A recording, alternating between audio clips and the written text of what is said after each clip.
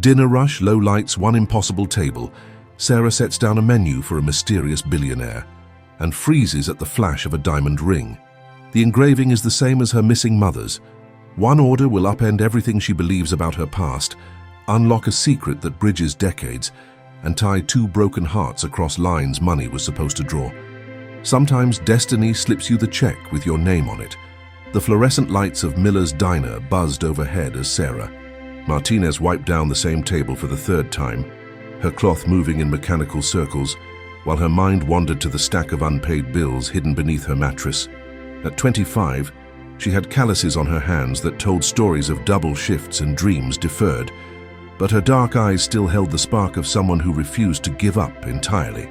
"Table 6 needs coffee," called Miguel from behind the counter, his weathered face creased with the kind of exhaustion that comes from working 3 jobs just to keep the lights on.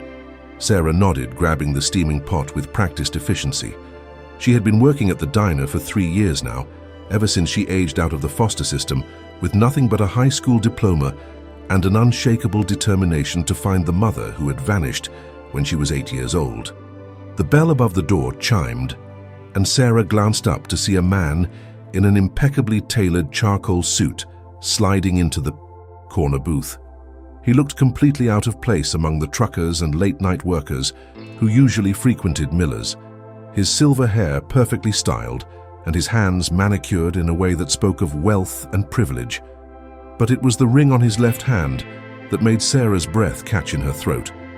A distinctive diamond surrounded by tiny emeralds in an antique setting that seemed to shimmer under the harsh diner lighting.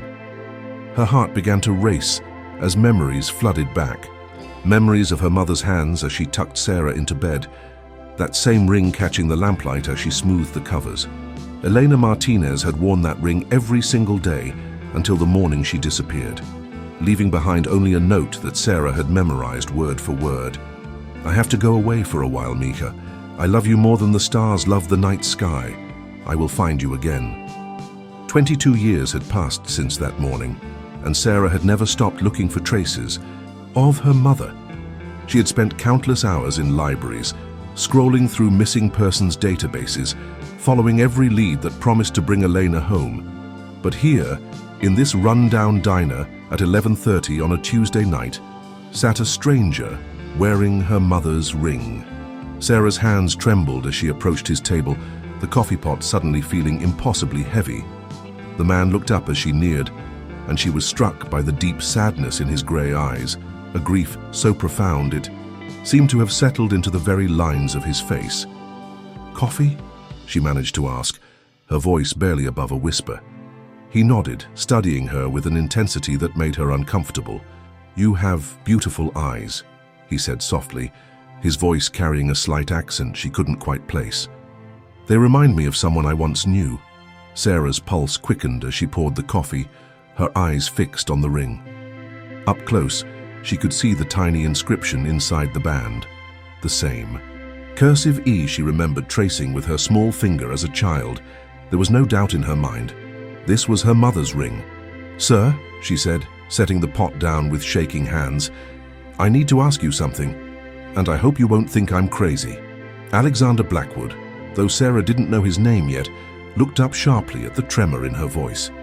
He had come to the diner seeking solitude after another sleepless night, haunted by memories he couldn't escape and regrets that followed him like shadows. The ring on his finger felt heavier tonight, a reminder of the one person he had loved and lost through his own pride and stubbornness. "What is it?" he asked, something in her tone making him pay attention in a way he hadn't in years. Sarah took a deep breath, knowing that what she was about to say would sound insane to anyone else. "Your ring," she said, pointing to his hand. "It belonged to my mother. Her name was Elena Martinez, and she disappeared 22 years ago when I was 8 years old." The color drained from Alexander's face so quickly that Sarah thought he might faint. His hand instinctively closed over the ring, and she watched as a dozen emotions played across his features: shock, denial, hope, and something that looked almost like relief.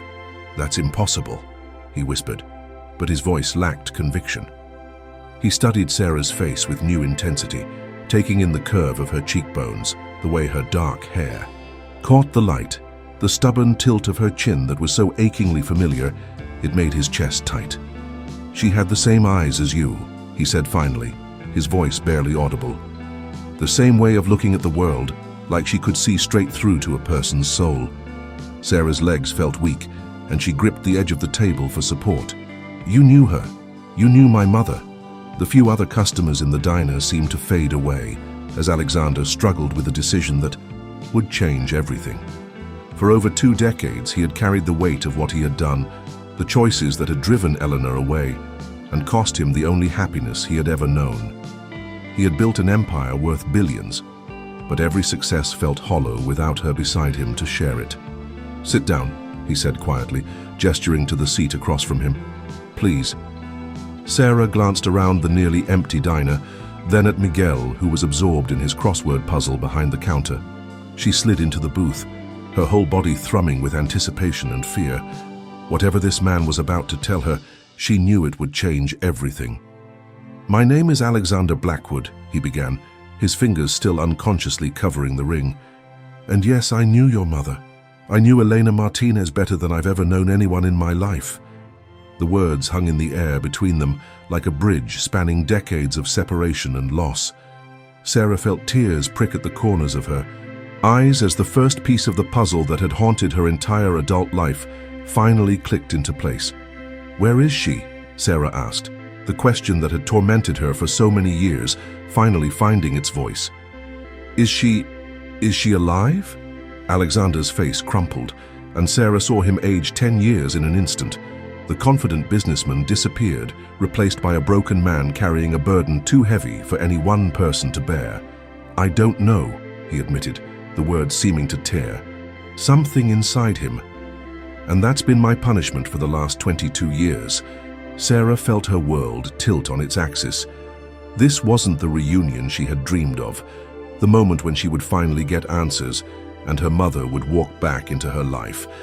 This was something far more complicated and painful. "Tell me everything," she said, her voice stronger now despite the tears streaming down her cheeks. "I need to know what happened to her. I need to understand why she left." Alexander looked at this young woman who carried Elena's eyes and Elena's fierce determination, and knew that the reckoning he had been avoiding for over 2 decades had finally arrived. The story he was about to tell would destroy the careful walls he had built around his guilt and regret. But looking at Sarah's face, he realized he owed her, and Eleanor, nothing less than the complete truth. "Your mother," he began, his voice heavy with the weight of memory, "was the love of my life. And I was the fool who let her go." The fluorescent lights continued to buzz overhead, as Alexander began to unravel a story that had shaped both their lives in ways neither of them had fully understood until this moment. Outside, the city slept on, unaware that in a small diner on the wrong side of town, 2 strangers were about to discover they were connected by more than just a ring. They were bound together by love, loss, and the kind of secrets that can either destroy a person or set them free. Sarah leaned forward, her heart hammering against her ribs as she prepared to learn the truth about her mother's disappearance. What she didn't know was that Alexander's story would not only answer her questions about the past, but would also challenge everything she thought she knew about love, forgiveness, and the price of holding on to pride when what you really need is to let go and trust. "Eleanor came to work for me when she was 23, Alexander continued, his eyes distant as he traveled back through time. "She was supposed to be my personal assistant, but she became so much more than that. She became the only person who ever saw past the money and the power to the man I really was underneath." Sarah tried to reconcile this image of her mother as a young professional with the Elena she remembered, the woman who sang Spanish lullabies while braiding her hair, who made pancakes shaped like stars on Sunday mornings, who always seemed to carry a quiet sadness that Sarah had never understood. "I was 35 then," Alexander went on, "and I had just inherited my father's business empire. I was arrogant, driven, convinced that money could solve any problem and power could protect me from any hurt. Elena saw right through all of that from the very first day." He paused to take a sip of coffee, his hands steadier now that he had begun the story he had never told anyone. "She was different from the other women in my world. She didn't care about my wealth or my family name. She cared about the fact that I worked 18-hour days because I was afraid of being alone with my thoughts. She noticed when I skipped meals because I was too focused on the next deal. She saw the man I could be if I ever had the courage to be vulnerable with another person. Sarah found herself leaning forward, hungry for every detail about the mother she had barely known as a child. What was she like back then? A smile ghosted across Alexander's features, transforming his face completely. She was brilliant, for one thing. She spoke 4 languages fluently and could negotiate a contract better than lawyers who had been practicing for decades. But she was also kind in a way that was almost radical in my world. She remembered the names of every security guard, every janitor, every person that the rest of us looked right through. The memory seemed to give him strength, and his voice grew warmer as he continued. She had this laugh that could fill an entire room, and she wasn't afraid to call me on my nonsense when I was being particularly insufferable, which, I'm ashamed to say, was often. How did you... Sarah paused, searching for the right words. How did you fall in love? Alexander's expression grew complicated, a mixture of joy and regret crossing his features. It happened gradually, then all at once. We worked closely together for 2 years, and I found myself looking forward to Monday mornings just because I knew I would see her. She had this way of making even the most mundane business meeting feel like an adventure. He twisted the ring on his finger, a gesture that Sarah realized was probably unconscious. The ring belonged to my grandmother, he explained, noticing her gaze. It was the only thing of real value she had left after my grandfather lost everything in the stock market crash. She gave it to me when I was 18 and told me to save it for the woman I wanted to spend my life with. Sarah's breath caught. You gave it to my mother. I proposed to her on her 25th birthday, Alexander said softly. We were working late in my office, going over contracts for a merger that would have doubled the size of the company. She was wearing this yellow dress that made her look like sunshine, and she had ink on her fingers from taking notes. I looked at her sitting there, completely absorbed in the work, and I realized that I had never felt at home anywhere the way I felt at home with her. The image painted by his words was so vivid that Sarah could almost see it. Her mother at 25, probably not much different in age from Sarah was now, falling in love with the man who would eventually become her daughter's father figure in the most complicated way possible. What did she say when you proposed? Alexander's smile was tinged with sadness. She said yes, but she also said something that should have been a warning I was too stubborn to hear at the time. She told me that love wasn't about ownership, that she couldn't be a possession I kept safe in a beautiful cage. She needed to know that I loved her for who she was, not for who I wanted her to become. Sarah felt a chill run down her spine. What happened next? For 6 months, we were happier than I had ever imagined possible, Alexander said, his voice growing quieter. We planned a small wedding, just close. Friends and family. Elena wanted something simple and elegant, not the society event my family expected. She was already 3 months pregnant with you when we found out about the merger complications. The words hit Sarah like a physical blow. Pregnant. She was pregnant when she was engaged to you. Alexander nodded, his eyes filling with a pain so deep it took Sarah's breath away. You were going to be our daughter. Elena was so excited about being a mother, about giving you all. The love and stability she had never had growing up in foster care herself. The revelation recontextualized everything Sarah thought she knew about her own origins. She had always assumed her father was some unknown man who had abandoned her mother, leaving Elena to raise a child alone. The possibility that she had been wanted, planned for, loved before she was even born, was almost too much to process. Then what went wrong? She whispered. Alexander's face hardened, and Sarah saw the successful businessman reassert himself as he prepared to admit to the mistakes that had cost him everything. My father happened. Richard Blackwood was old-fashioned in the worst possible ways. When he found out I was planning to marry my assistant, a woman with no family money or social connections, he threatened to disown me and destroy the company rather than let me lower the family name. Sarah felt anger flare in her chest. And you listened to him. I told myself I was protecting Elena and you from the scandal, Alexander said, his voice flat with self-recrimination. I convinced myself that if I could just prove to my father that Elena was worthy of the Blackwood name, that she belonged in our world, then everything would work out. But she didn't want to be proven worthy, Sarah said, understanding beginning to dawn. She wanted to be accepted as she was. Exactly. Alexander met her eyes, and Sarah saw her own pain reflected back at her. I started asking her to change little things, the way she dressed for company events, the way she talked to my business associates, even the friends she spent time with. I told myself I was helping her fit in, but what I was really doing was asking her to become someone else. The coffee in Sarah's cup had grown cold, but she barely noticed.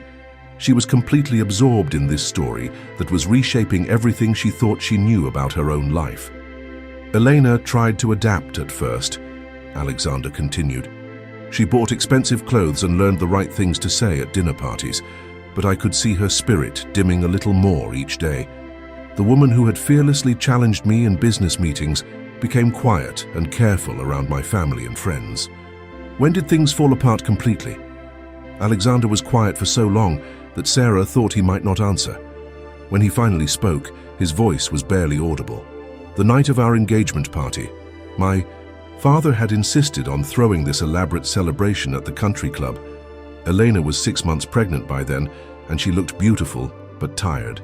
She had been having trouble keeping food down, and the doctor had told her to take things easy. He paused, lost in the memory. Richard gave a toast that night. He welcomed Elena to the family, but the way he did it, he made it sound like she should be grateful to be elevated to our level, like she was some kind of charity case we had decided to rescue.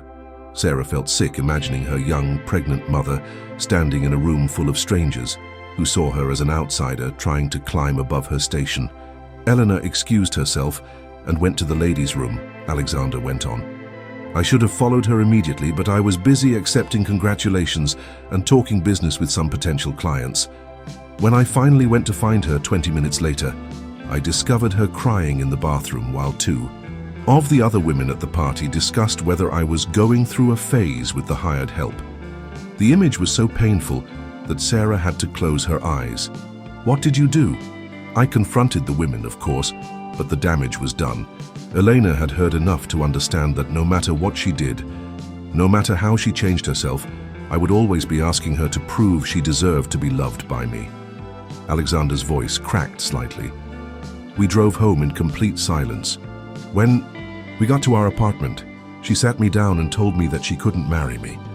Not because she didn't love me, but because she loved herself too much to spend the rest of her life apologizing for who she was. Sarah felt tears streaming down her cheeks as she imagined her mother making that impossible choice. Between love and self-respect, between security for her unborn child and maintaining her own dignity. I was furious, Alexander admitted. I told her she was being dramatic, that she was throwing away our future over the opinions of people who didn't matter. I accused her of not loving me enough to fight for us. But she was fighting, Sarah said quietly. She was fighting for herself. I realize that now, Alexander said. But I was 28 and arrogant and convinced that love meant never having to compromise your vision of what your life should look like. I gave her an ultimatum. Either she married me as planned, or she could leave and never come back. The silence that followed was deafening. Sarah could hear her own heartbeat and the distant hum of traffic outside the diner's windows. She understood now why her mother had disappeared, why Elena had chosen to raise her daughter alone rather than in a world that would always see them both as outsiders. She left that night, Alexander continued. She packed a single suitcase and told me that she hoped someday I would understand that real love doesn't require a person to diminish themselves to earn it. She said she would rather raise our child in a one-room apartment where we could be ourselves than in a mansion where we had to pretend to be people we weren't. Sarah thought about her childhood, the small apartments, the second-hand clothes, the way Elena had worked multiple jobs to keep them afloat. But she also remembered the laughter, the bedtime stories, the absolute certainty that she was loved unconditionally for exactly who she was. She kept her promise, Sarah said softly. She made sure I knew I was enough just as I was. Alexander's face crumpled. I'm glad. That's all I've wanted to know for the last 22 years. That she was happy, that she was able to give you the kind of love she deserved to receive. But you don't know what happened to her after I was 8, Sarah pointed out. You don't know why she left me? Alexander shook his head. I hired investigators over the years, trying to find both of you. I never stopped hoping that I might get a chance to apologize, to tell Elena that she was right about everything, but it was like you had both vanished into thin air.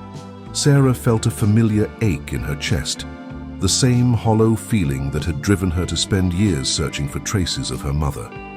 She left me at school one morning and never came back. The police found her car abandoned by the river, but there was no sign of what happened to her. No body, no note, nothing. I'm so sorry, Alexander said, reaching across the table to cover her hand with his. The ring pressed against her skin, warm from his body heat and heavy with all the history it carried. I can't imagine how frightening that must have been for an 8-year-old child. I never stopped looking for her, Sarah said, even when the social workers told me she was probably dead, even when the other kids in foster care said I was crazy for holding on to hope. I kept thinking that maybe she had gotten into trouble and couldn't come back, but that someday she would find a way to reach me. Alexander studied her face with new understanding. Is that why you're working here? Are you still searching? Sarah nodded. I take jobs that let me move around, meet different people.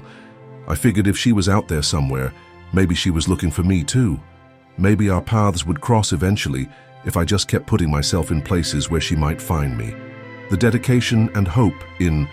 Sarah's voice broke something open in Alexander's chest. Here was Elena's daughter, carrying on the same fierce determination that had first made him fall in love with her mother. But instead of searching for business success or social acceptance, Sarah was searching for love and connection, the things that actually mattered. What if she's not looking because she can't? Sarah asked suddenly. What if something happened to her that's prevented her from coming back all these years? Alexander felt his pulse quicken. What do you mean? I mean, what if she didn't disappear by choice? What if someone took her or hurt her or... Sarah couldn't finish the thought.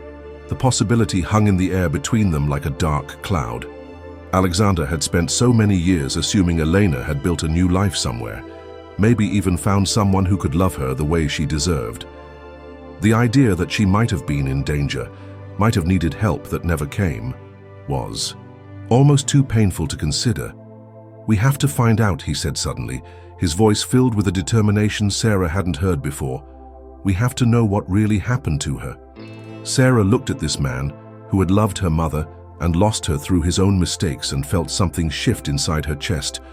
For 22 years, she had been searching alone, following cold leads and dead ends with nothing but hope and stubbornness to sustain her. Now, suddenly, she had an ally. Someone who loved Elena as much as she did and had resources Sarah could never have imagined. You would help me look for her? She asked. I would do anything to find her, Alexander said without hesitation. I've spent more than 2 decades wishing I could take back the choices I made, the words I said. If there's even a chance she's still out there, still needs help, then we have to try. Sarah felt a spark of hope ignite in her chest for the first time in years. I have boxes of information at home. Police reports, newspaper clippings, everything I could find about her disappearance. But I never had the money for private investigators or the connections to get access to records that might help. Money and connections are 2 things I have in abundance, Alexander said grimly. And I know people who specialize in finding missing persons, people who can access databases and information that the police might have overlooked. The conversation was interrupted by Miguel clearing his throat loudly from behind the counter. Sarah, querida, your shift ended an hour ago. You staying late to chat with customers now? Sarah glanced around the diner, suddenly remembering where they were. The few other customers had left while she and Alexander were talking, and the parking lot outside was empty, except for her beat-up Honda Civic and a sleek black sedan that probably cost more than she made in 5 years. I should go, she said, but made no move to get up from the booth. Wait, Alexander said quickly. I know this has been overwhelming and I know you have no reason to trust me, but I meant what I said about helping you find Elena. Will you let me? Sarah studied his face. looking for any sign of the arrogance or condescension that had driven her mother away all those years ago. What she saw instead was genuine remorse, desperate hope, and a grief that matched her own. "Why now?" she asked. "You've had 22 years to look for us. Why does it matter so much all of a sudden?" Alexander was quiet for a long moment, considering his answer carefully. "Because seeing you tonight, hearing Eleanor's story from her daughter's perspective, has made me realize something I should have understood decades ago. I spent all those years telling myself that I had lost the woman I loved because she wasn't strong enough to handle my world. But the truth is, I lost her because I wasn't strong enough to choose love over everything else." He met Sarah's eyes directly. "Elena didn't fail me. I failed her. I failed both of you. And if there's even the smallest chance that I can make that right, that I can help bring her home, or at least give you the answers you deserve, then I have to try." Sarah felt the last of her resistance crumble. This man had hurt her mother deeply, but his pain was real, and his regret was genuine. More importantly, he was offering her something she had never had before. Real hope of finding Elena. "Okay," she said quietly. "We can try to find her together." Alexander's relief was so visible that Sarah almost smiled, despite the emotional weight of the conversation. "Thank you," he said.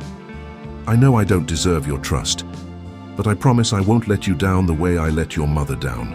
Sarah slid out of the booth and untied her apron, her mind already racing ahead to all the possibilities this new alliance might open up. "I need to get home and organize all the information I have. When do you want to start?" "Tomorrow morning," Alexander said without hesitation. "I'll call my best investigator tonight and have him start pulling together everything we can find about Elena's disappearance. Can you meet me at my office at 9 a.m.? Sarah nodded, then hesitated. "Mr. Blackwood, I need you to understand something. I don't care about your money or your connections, except as tools to find my mother. I'm not looking for a father figure or trying to join your family or anything like that. I just want to know what happened to Elena." "I understand," Alexander said solemnly. "And Sarah, call me Alexander. After everything we've shared tonight, I think we're past formalities." Sarah gathered her purse and jacket, then paused at the edge of the table.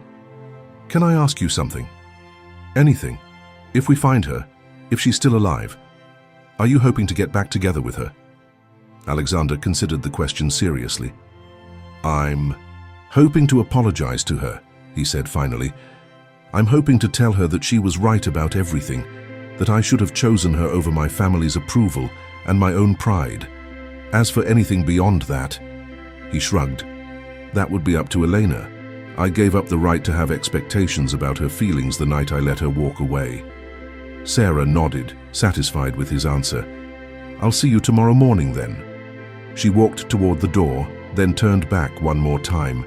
"Alexander, thank you for telling me the truth about her and for offering to help. It means more than you know." Alexander watched her go, this young woman who carried Elena's eyes and Elena's courage, and felt something he hadn't experienced in over 20 years, hope. Tomorrow they would begin the search for the woman who had shaped both their lives in different ways.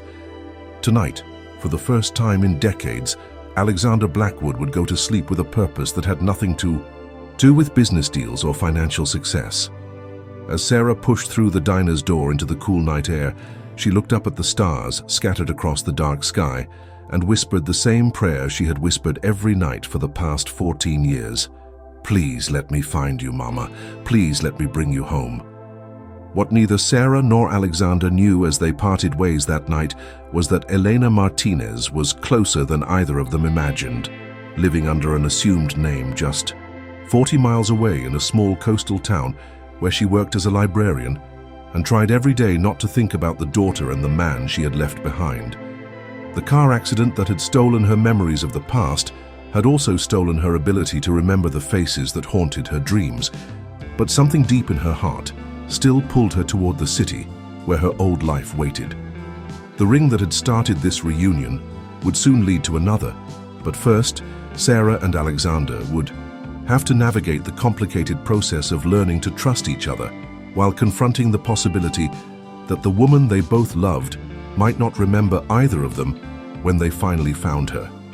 The next morning came gray and drizzly, matching Sarah's nervous mood as she stood outside the gleaming glass tower that housed Blackwood Industries. She had changed clothes 3 times, finally settling on her best jeans and a simple blue sweater that Elena had given her for her 18th birthday, one of the last presents from her mother that she still treasured. The lobby was all marble and steel, with fresh flowers that probably cost more than Sarah's monthly rent, and a reception desk that looked like it belonged in a museum. She approached the young woman behind the desk with the kind of confidence she didn't actually feel. "I'm here to see Alexander Blackwood," she said. "He's expecting me." The receptionist's perfectly sculpted eyebrows rose slightly. As she took in Sarah's appearance, clearly trying to reconcile this casually dressed young woman with someone who had a 9 a.m. appointment with the company's CEO. "Your name?" the receptionist asked with professional politeness that didn't quite hide her skepticism. "Sarah Martinez." A few keystrokes later, the receptionist's expression shifted to surprise and then to the kind of deferential respect reserved for very important people. "Of course, Miss Martinez. Mr. Blackwood asked me to send you up immediately, 37th floor corner office. The elevators are just around the corner." Sarah thanked her and walked toward the elevators on legs that felt less steady than she would have liked. As the elevator climbed higher and higher, she found herself wondering what exactly she had gotten herself into. Last night, in the familiar setting of the diner, Alexander had seemed like a man carrying genuine regret about his past mistakes. In his own world, surrounded by wealth and power that she couldn't even comprehend, would he still be the same person who had opened his heart to a waitress in a late-night confession? The elevator doors opened onto a reception area that was somehow both elegant and warm, all rich woods and soft lighting. Another receptionist, this one older and with kind eyes, smiled at Sarah's approach. "You must be Ms. Martinez. I'm Margaret, Mr. Blackwood's executive assistant. He's waiting for you in his office." She led Sarah down a hallway lined with paintings that were probably originals of artists Sarah had only seen in textbooks, then knocked softly on a heavy wooden door before pushing it open. "Sarah Martinez to see you, sir." Alexander looked up from a desk covered with papers and folders, and Sarah was relieved to see that the man who had shared his deepest regrets with her was still recognizably present behind the expensive suit and corporate setting. "Sarah, thank you for coming," he said, standing to greet her. "I know this must feel overwhelming." Sarah glanced around the office, taking in the floor-to-ceiling windows that offered a panoramic view of the city, the bookshelves filled with what looked like first editions, and the comfortable seating area where Alexander gestured for her to sit. "It's definitely not what I expected," she admitted, settling into a leather chair that probably cost more than everything she owned combined. Alexander poured coffee from a silver service and offered her a cup, his movements careful and deliberate. "I spent most of the night thinking about our conversation," he said, "about Elena, about what might have happened to her, about how we can work together to find answers." Sarah accepted the coffee gratefully, needing the caffeine to help her focus. "Did you contact that investigator you mentioned?" "I called 3 of them, actually," Alexander said, settling into the chair across from her. "The best private investigation firm in the country is sending a team leader here this morning to meet with us and review everything we know about Elena's disappearance." Before Sarah could respond, Margaret knocked and entered with a tall, serious-looking woman in her 40s, who moved with the kind of controlled precision that suggested either military or law enforcement background. "Mr. Blackwood, Ms. Martinez, this is Detective Rebecca Chen from Sterling Investigations," Margaret announced. Detective Chen shook hands with both of them, her grip firm and her dark eyes taking in every detail of their faces and body language. "I understand you're looking for information about a missing person case from 14 years ago," she said without preamble. "Elena Martinez disappeared when her daughter was 8 years old, car found abandoned, no leads." Sarah blinked in surprise. "You already know about my mother's case?" "I spent the night reviewing every file I could access," Chen said, pulling out a tablet and settling into the 3rd chair. "Police reports, witness statements, newspaper coverage, everything. I also ran preliminary background checks on both of you to understand the relationships involved." She swiped through several screens on her tablet before looking up at them. "Before we go any further, I need to understand something. Ms. Martinez, you've been searching for your mother for years with no success. Mr. Blackwood, You claim to have been out of contact with both of them for over 2 decades. Why are you suddenly working together, and why now? Sarah glanced at Alexander, unsure how much of their personal history they should share with a stranger, even one they were hiring to help them. Alexander seemed to understand her hesitation. Detective Chen, Sarah and I met for the first time last night. She recognized a ring I was wearing that had belonged to her mother. Elena and I were involved. Before Sarah was born, I made some serious mistakes that drove Elena away, and I've regretted those choices ever since. Chen nodded, making notes on her tablet. So, this is partially about finding a missing person and partially about resolving unfinished business from a romantic relationship. No, Sarah said firmly. This is about finding my mother. Whatever happened or didn't happen between her and Alexander 22 years ago is secondary to getting answers about where she is now. Understood, Chen said approvingly. That kind of clear focus will be helpful as we move forward. Now let me tell you what I found in my preliminary review that the original investigators might have missed. Sarah felt her heart skip. You found something new? Chen pulled up a different screen on her tablet. The original investigation focused on the abandoned car and the assumption that Elena had either been abducted or had chosen to disappear. But there were some inconsistencies in the timeline that were never fully explained. She turned the tablet so they could see what looked like a police report. Elena dropped you off at school at 8:15 a.m. on Tuesday, October 12th, correct? Sarah nodded. She always dropped me off exactly at 8:15 because she had to be at work by 9. But according to her employer at the time, a small accounting firm downtown, Elena never showed up for work that day, and she never called in sick. Her car was found at 3:30 p.m. the same day, abandoned in the parking area near Miller's Point Overlook. Alexander leaned forward, his business instincts sharpening as he processed the information. So there's a 7.5-hour window where no one knows where Elena was or what she was doing.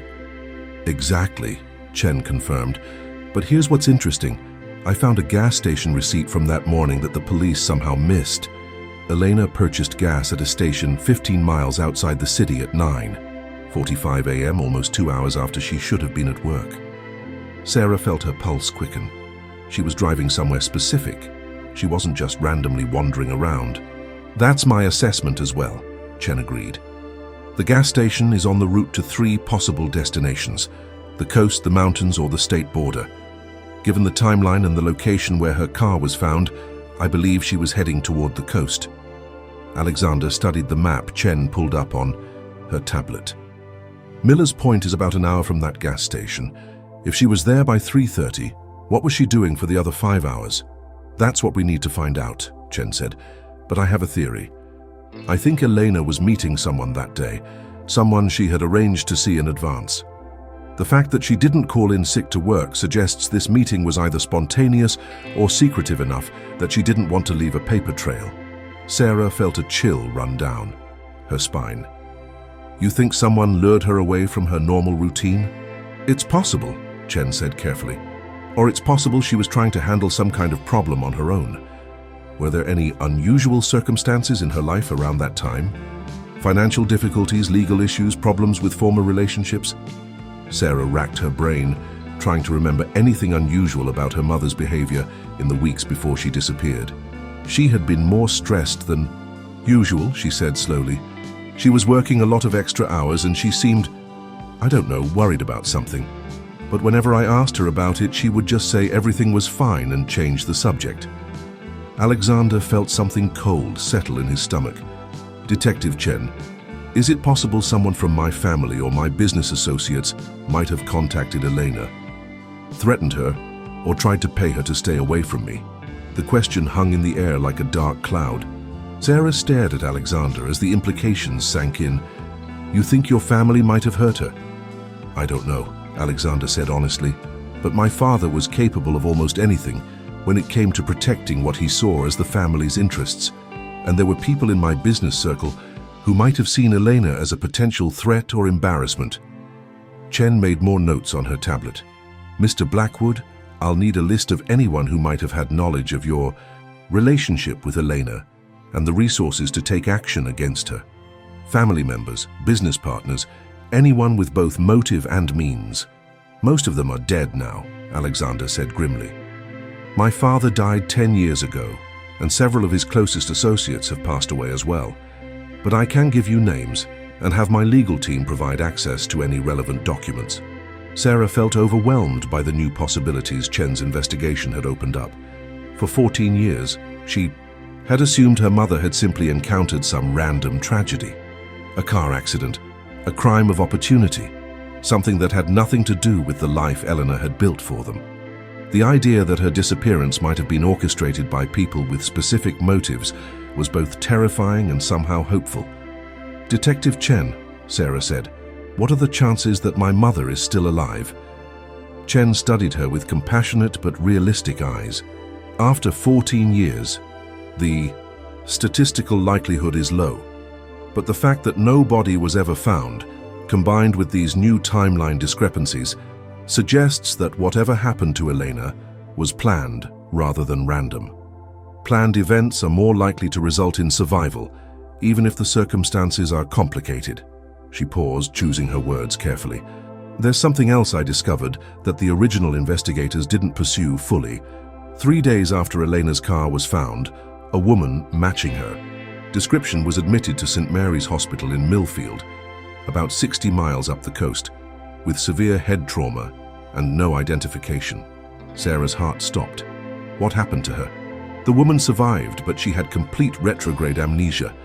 No memory of her identity, her past, or how she had been injured. The hospital staff called her Jane because she couldn't remember her own name. Alexander gripped the arms of his chair so tightly his knuckles turned white. Where is she now? That's where the trail goes cold, Chen admitted. Jane was discharged 6 months later to a halfway house for people with traumatic brain injuries. After that, the records become scattered and incomplete. She may have been moved to different facilities, or she may have been released to live independently under supervision. Sarah felt like she couldn't breathe. You think this Jane could be my mother? It's possible, Chen said. The timeline fits. The location is consistent with the route we believe Elena was taking, and the physical description matches. But without DNA evidence or some other form of positive identification, it's just a theory. Then we get DNA evidence, Alexander said immediately. Whatever it costs, whatever resources we need, we confirm whether this woman was Elena. Chen nodded approvingly. I'm already working on that.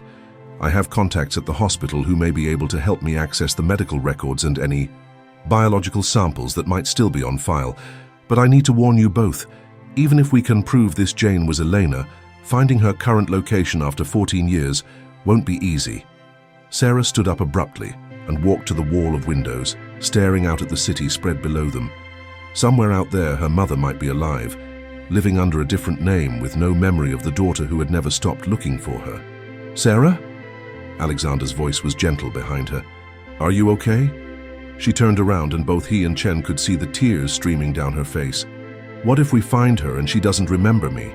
What if she's built a whole new life and doesn't want to be reminded of who she used to be? The question was one they had all been thinking, but no one had wanted to voice.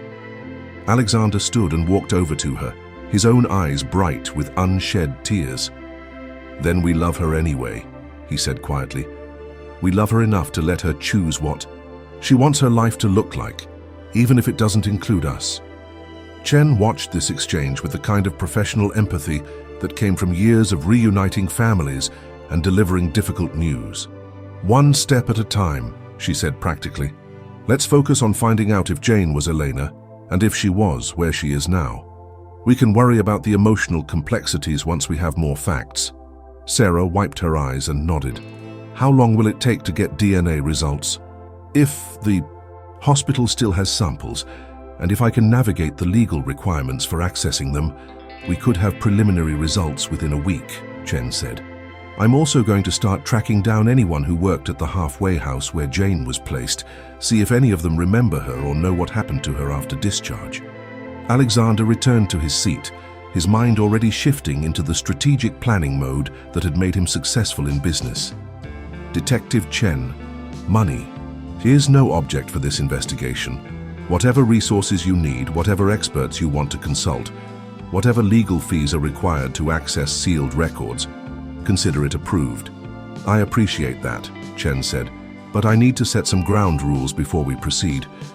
This investigation will uncover information that may be difficult to hear. If Elena suffered trauma that changed her fundamentally, if she made choices after her injury that you disagree with, if she's happy in a life that doesn't include either of you, you need to be prepared for those possibilities. Sarah and Alexander exchanged a look, and Sarah saw her own determination reflected in his eyes. "We understand," Sarah said, "but we still need to know the truth. We need to know what happened to her." Chen nodded and gathered her materials. "I'll be in touch within 24 hours with an update on the hospital records. In the meantime, Mr. Blackwood, I need that list of people who might have wanted to remove Elena from your life. And Ms. Martinez, I need you to think carefully about anything your mother might have said or done in the weeks before she disappeared that seemed unusual, even if it seemed minor at the time." After Chen left, Sarah and Alexander sat in silence for several minutes, both processing the flood of new information and possibilities. Finally, Alexander spoke.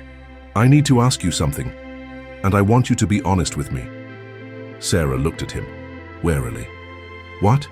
If we find Elena, and if she has amnesia, are you going to tell her about my role in driving her away? About the mistakes I made?" Sarah considered the question seriously. "I don't know," she said finally. "I guess it would depend on what kind of person she is now, what kind of life she's built.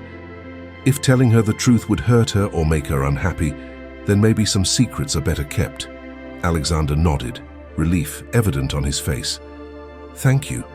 I know I don't deserve that consideration, but I'm grateful for it." "Alexander," Sarah said, "can I ask you something now?" "Of course. What if we find her, and she does remember everything? What if she remembers how much you hurt her and wants nothing to do with either of us?" Alexander was quiet for a long moment, his fingers unconsciously turning the ring that had started this whole journey. "Then I'll live with that," he said finally. "At least I'll know she's safe and has had the chance to build a life on her own terms. That's more than I've been able to hope for in 22 years. Sarah studied his face, looking for any sign of the arrogance that had cost him Elena's love so many years ago. What she saw instead was genuine humility and a grief that had clearly shaped every day of his adult life. "I think I understand now why she loved you," Sarah said quietly. Alexander's eyes widened in surprise. "What do you mean? The man you are now? The one who's willing to help find her even if it means facing her anger? The one who puts her happiness ahead of his own desires? I think that's the man she saw in you back then, the man she hoped you could become." "I should have become that man 22 years sooner," Alexander said with regret. "Maybe," Sarah agreed, "but maybe everything had to happen exactly the way it did to bring us to this moment. Maybe this is our chance to finally get it right." The next week passed in a blur of phone calls, meetings and waiting. Chen worked her contacts at the hospital, while Alexander's legal team filed motions to access sealed records. Sarah took a leave of absence from the diner, much to Miguel's concern and confusion, and spent her days organizing every piece of information she had ever collected about Elena's disappearance. On Thursday afternoon, Chen called with news that made both Sarah and Alexander's hearts race. "I have confirmation," she said without preamble. "The DNA from Jane's medical records matches samples from Elena's personal effects that the police still had in evidence storage. Jane was definitely your mother, Sarah." Sarah felt her knees go weak, and she had to sit down on the couch in Alexander's office, where they had been anxiously waiting for Chen's call. "She was alive," she whispered. "For at least 6 months after she disappeared, she was alive. More than that," Chen continued. "I found someone who worked at the halfway house where Jane was placed. She remembers her clearly because Jane was one of the few residents who seemed to adapt well to life with amnesia. She learned new skills quickly, formed friendships with other residents, and seemed genuinely happy despite not remembering her past." Alexander leaned forward in his chair. "What happened when she left the halfway house?" "According to my contact, Jane chose to relocate to a small coastal town called Seabrook, about 40 miles north of here.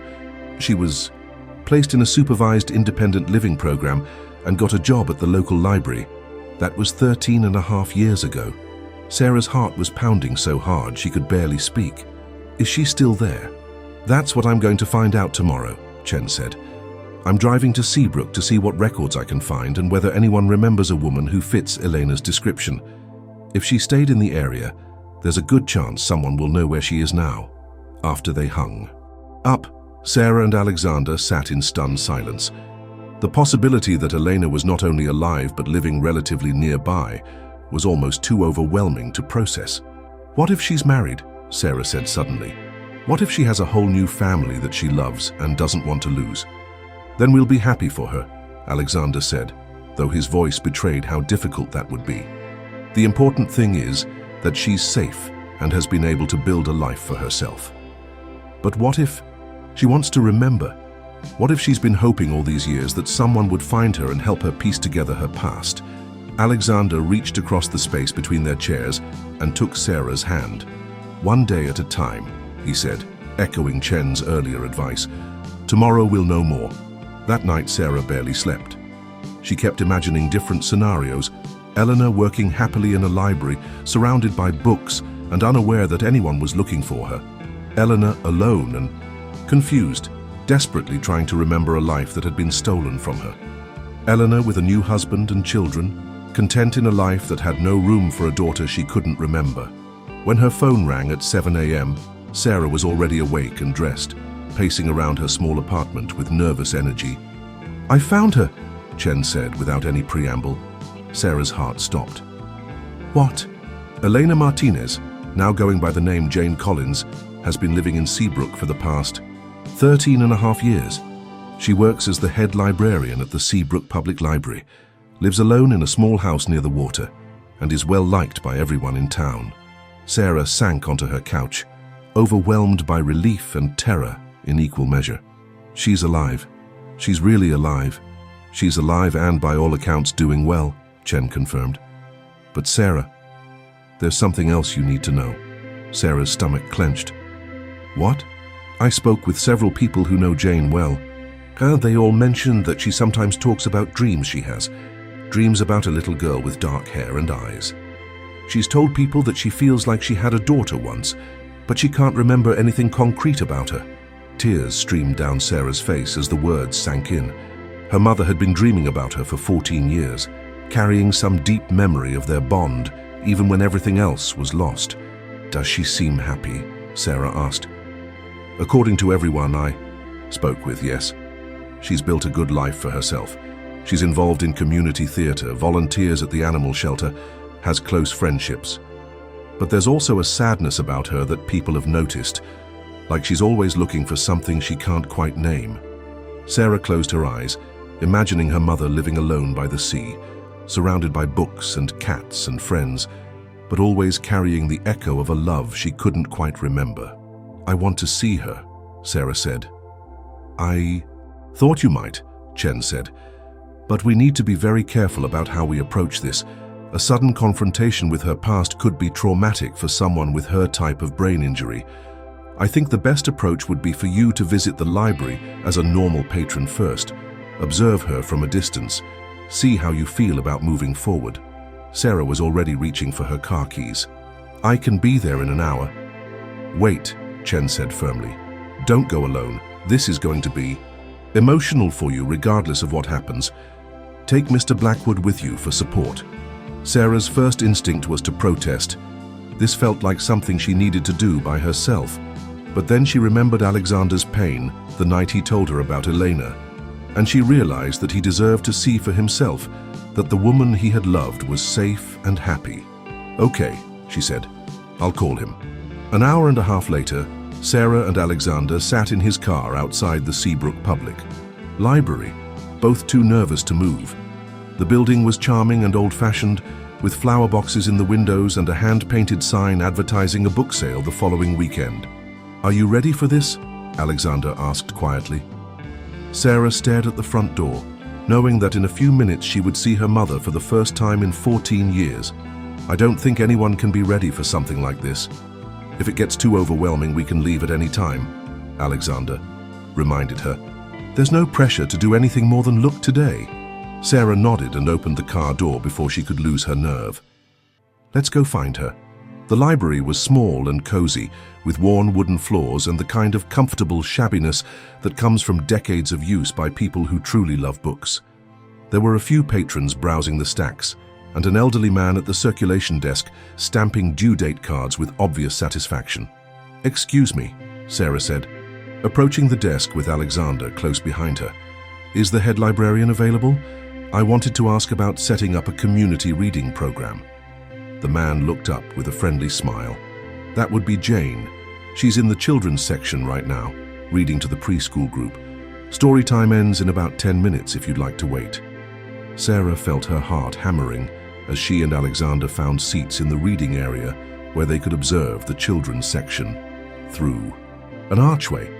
She could see a woman with shoulder-length brown hair sitting on a colorful rug, surrounded by a dozen small children who were completely absorbed in the story she was reading. Even from a distance, even after 14 years, Sarah knew instantly that she was looking at her mother. Elena, Jane, had aged gracefully, with laugh lines around her eyes, and a serene expression that Sarah had never seen during their struggles together.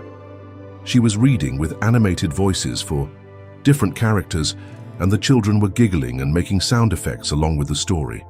Sarah felt tears running down her cheeks as she watched her mother in this new life, clearly beloved by the children and completely at ease in her role as storyteller and guardian of books. Alexander reached over and squeezed her hand, his own eyes bright with emotion as he saw Elena alive and well for the first time in over 2 decades. When story time ended and the children began gathering their belongings to leave with their parents, Elena stood and began tidying the reading area. As she moved, she looked up, and her gaze swept across the main reading room where Sarah and Alexander were sitting. For just a moment, her eyes met Sarah's across the space between them, and Sarah saw her mother's expression change from polite curiosity to something deeper and more confused. Eleanor stared at Sarah with the kind of intense focus that suggested recognition dancing just beyond reach. Alexander felt Sarah tense beside him as Elena began walking toward them with slow, deliberate steps. When she reached their table, she stopped and studied Sarah's face with an intensity that made everyone else in the library seem to fade away. "I'm sorry," Elena said softly, her voice exactly the same as Sarah remembered. "But have we met before? You look so familiar to me." Sarah opened her mouth to speak, but found she couldn't make any sound come out. This was her mother standing 3 feet away, looking at her with Eleanor's eyes and Eleanor's voice, but no recognition of who Sarah was. "I don't think we've met," Alexander said gently, stepping in when it became clear Sarah couldn't respond. "I'm Alexander, and this is Sarah. We were hoping to speak with you about organizing some community programming." Eleanor smiled, but her eyes remained fixed on Sarah's face. "I'm Jane Collins. I'd be happy to discuss programming with you. But I have to say, Sarah, you remind me so much of someone. I can't place it, but I feel like I should know you." Sarah finally found her voice. "I have one of those faces," she managed to say. "People often think they recognize me."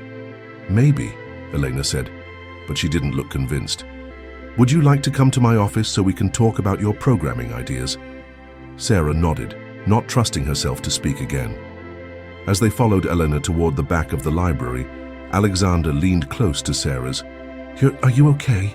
he whispered. Sarah shook her head slightly. She was not okay. She was looking at her mother, talking to her mother, breathing the same air as her mother for the first time in 14 years. But Elena had no idea who she was.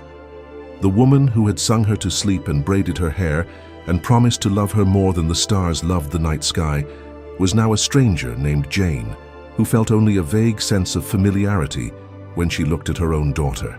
Elena's office was cramped but cheerful, with photos of library events covering one wall and a coffee mug that read "Shh, librarian at work," sitting on a desk covered with neat stacks of papers. She gestured for them to sit in the 2 chairs across from her desk while she settled behind it. "So tell me about this reading program you're interested in starting," she said, pulling out a notepad and pen. Sarah looked at Alexander helplessly. They hadn't actually planned what they would say if they got this far. and she was too overwhelmed to think of a plausible cover story. "Actually," Alexander said smoothly, "we're not really here about a reading program. We're here because we've been looking for someone, and we think you might be able to help us." Eleanor's expression grew cautious. "I'm sorry, I don't understand." Sarah took a deep breath and made a decision that would change everything. "Jane, what I'm about to tell you is going to sound impossible, but I need you to listen to all of it before you respond, okay?" Elena nodded slowly, her intuition clearly telling her that whatever Sarah was about to say was important. "My name is Sarah Martinez," Sarah began, her voice stronger now that she had committed to telling the truth. 22 years ago, my mother, Elena Martinez, was engaged to Alexander Blackwood.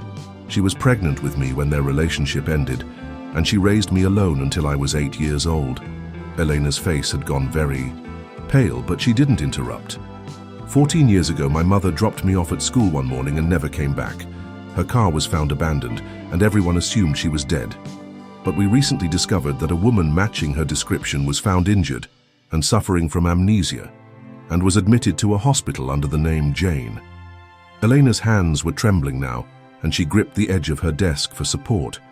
"Jane," Sarah said gently, "we think you are Elena Martinez. We think you're my mother." The silence that followed was deafening. Elena stared at Sarah and Alexander as if they had just told her that gravity had stopped working, or that the sun had decided to rise in the west. "That's impossible," she whispered finally. "I would remember having a daughter. I would remember having a child." "You suffered severe head trauma," Alexander said quietly. "The kind of injury that can erase entire portions of memory while leaving everything else intact." Eleanor stood up abruptly and walked to the window, her back to them as she struggled to process what they had told her. "I dream about a little girl sometimes," she said so quietly they could barely hear her. "Dark hair, dark eyes, always just out of reach. I wake up feeling like I've lost something precious, but I never understood what it meant." Sarah felt her heart breaking and healing at the same time. "Mom," she said softly. Elena spun around at the word. Tears streaming down her face. "Don't call me that. I can't be." "You are," Sarah said, standing and taking a step toward her. "I know this is overwhelming, but you are my mother. You're Elena Martinez, and you loved me more than anything in the world." Elena looked back and forth between Sarah and Alexander, searching their faces for any sign of deception. "Prove it," she said desperately. "If I'm really this Elena person, if Sarah is really my daughter, then prove it to me." Sarah reached into her purse and pulled out a small photo that she had carried every day for the past 14 years. It showed Eleanor and 8-year-old Sarah at a carnival, both of them laughing as they shared a piece of cotton candy that was bigger than Sarah's head. Elena took the photo with shaking hands and stared at it for a long time. "The woman in this picture," she said slowly. "She looks like me, but older, different." "That's because you were older then," Sarah said gently. "You were 30 when that picture was taken. You're 44 now." Elena continued staring at the photo, and Sarah could see her mind working, trying to reconcile the image with her own fragmented memories. "The little girl," Elena whispered, "she has the same eyes as you." "Because it is me," Sarah said. "You took me to the county fair for my 8th birthday, 2 months before you disappeared. You won me a stuffed elephant at the ring toss, and we ate so much cotton candy that we both felt sick on the drive home." Elena looked up sharply. "An elephant? A pink elephant with floppy ears?" Sarah's heart skipped. "You remember?"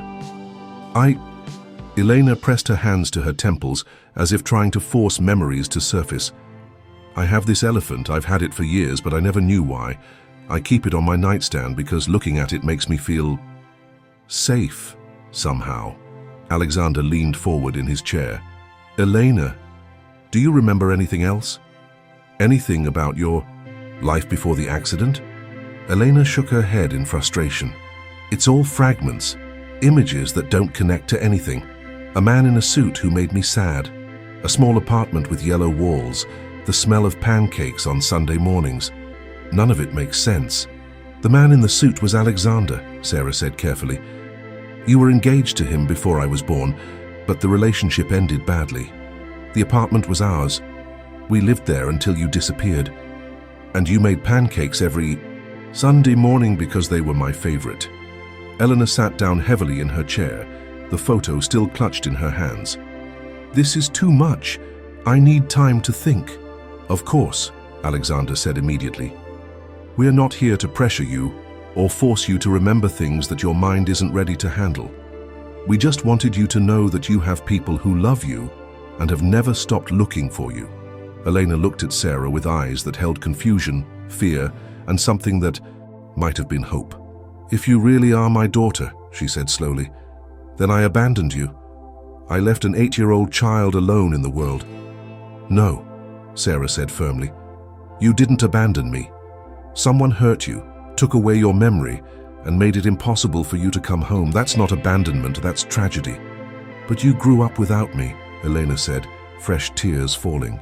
You went through your childhood and adolescence and early adulthood thinking your mother had chosen, say, to leave you. Sarah walked around the desk and knelt beside Elena's chair, taking her mother's hands in her own. I survived because you raised me to be strong for the first 8 years of my life. Every time I needed courage or kindness or determination, I remembered something you taught me.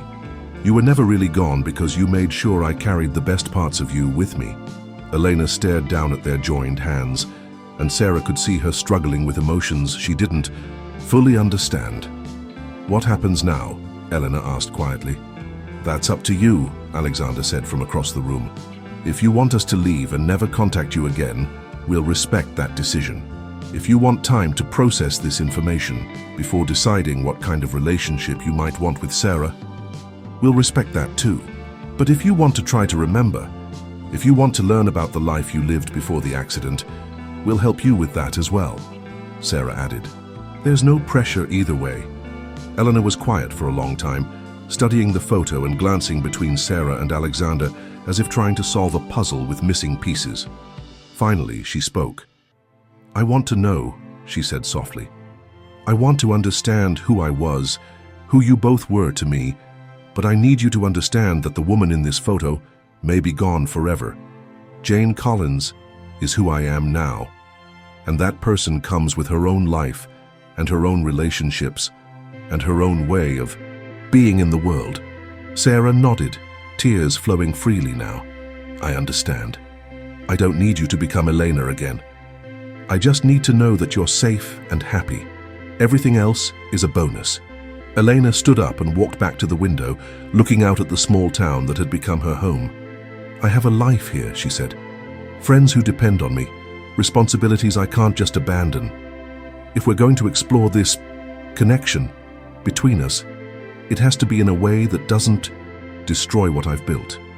Of course, Alexander said, we would never ask you to give up your life here. Sarah and I can visit as often as you're comfortable with, and you can share as much or as little as you want about rediscovering your past. Eleanor turned back to face them, and Sarah saw a strength in her mother's expression that was both familiar and new. I need some time to think about all of this, she said. Can I have your phone number? Maybe in a few days when I've processed everything, I can call you and we can figure out how to move forward. Sarah wrote her number on a piece of paper with trembling hands, not quite able to believe that after 14 years of searching, she was giving her contact information to her own mother. There's one more thing, Elena said as they prepared to leave. The name Alexander Blackwood. It does seem familiar to me.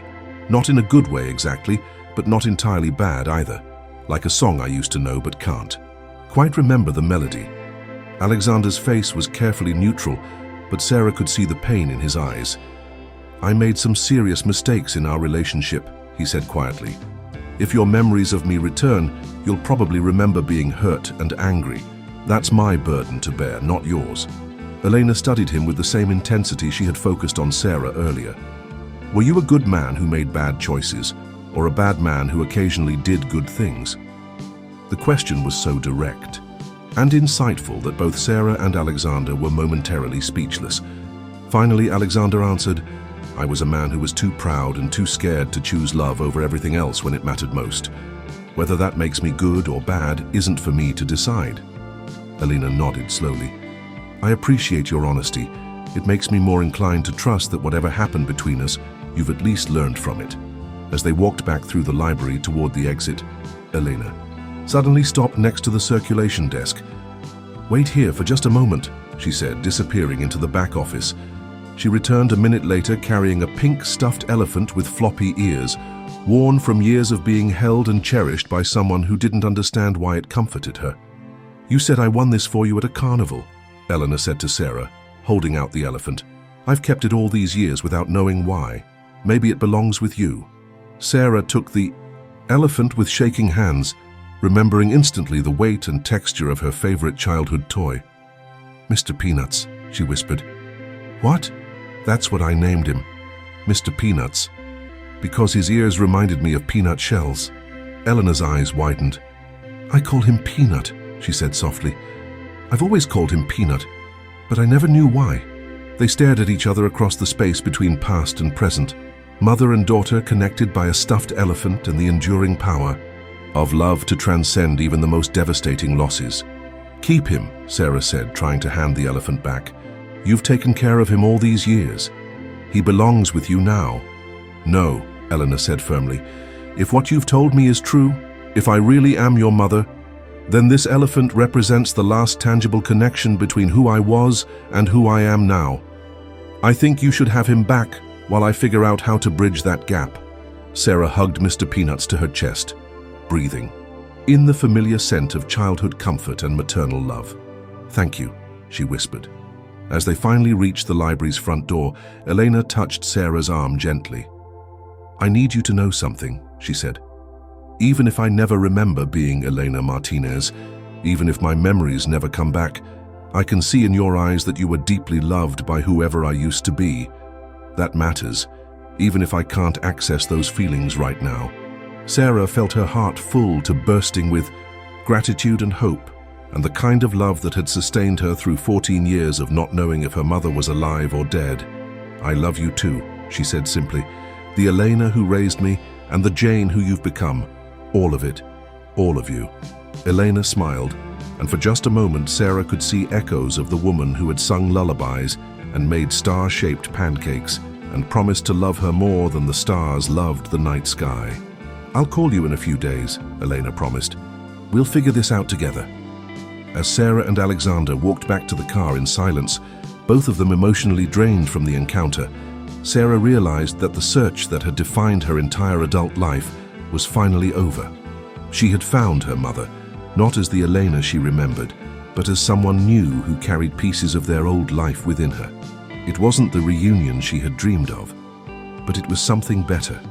It was real, and it was honest, and it was the beginning of a relationship built on choice rather than just biology. 3 days later, Elena called. "I've been thinking about everything," she said without preamble when Sarah answered the phone. "I want to try to remember.